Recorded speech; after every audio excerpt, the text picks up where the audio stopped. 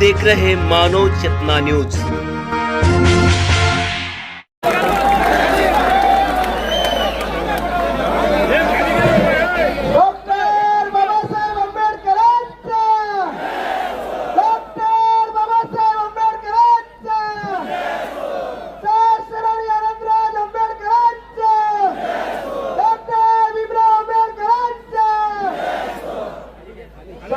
क्रांतिकारी जय भीम।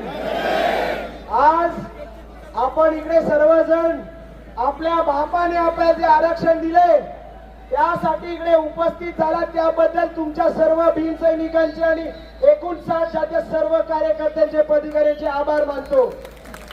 इकडच्या सरकारला आपण दाखवून दिले की जर तुम्ही आंबेडकरी समाजासोबत आणि आंबेडकरी अनुयायांसोबत मस्ती करायला गेलात तर तुम्हाला आंबेडकरी समाज रस्त्यावरती आणल्याशिवाय सोडणार नाही। तुम्हाला सर्वांना मी आवाहन करतो, ही आपली लढाई एवढी तास थांबणार नाहीये। आपल्याला प्रत्येक जिल्ह्यामध्ये प्रत्येक गावाखेड्यांमध्ये जाऊन आपल्याला लोकांना आवाहन करायचंय, लोकांना जागृत करायचंय। आज जे मुंबईमध्ये आलेत त्याबद्दल एवढ्या पावसामध्ये उभे आहेत कारण की आपल्या बापाने आपल्याला एवढं मोठं काम करून दिलंय।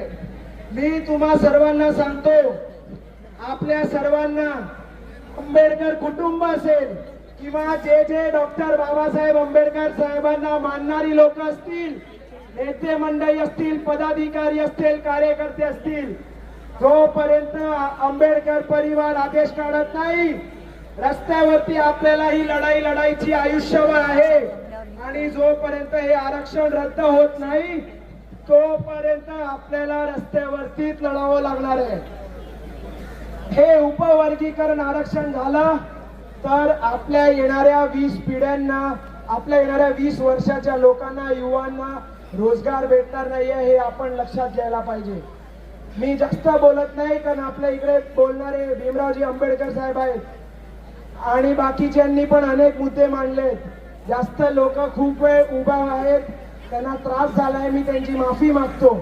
पण ज्यानंतर जो आपल्याला आदेश येईल ते आपण सर्वांनी इकडनं पालन करून सगळे आपापल्या ठिकठिकाणी गावी जाऊन त्याचा प्रचार प्रसार नीट कराल आणि जोपर्यंत आपल्याला आदेश येत नाही पुढचा तोपर्यंत आपण कुठलाही निर्णय घ्यायचा नाही। जय भीम।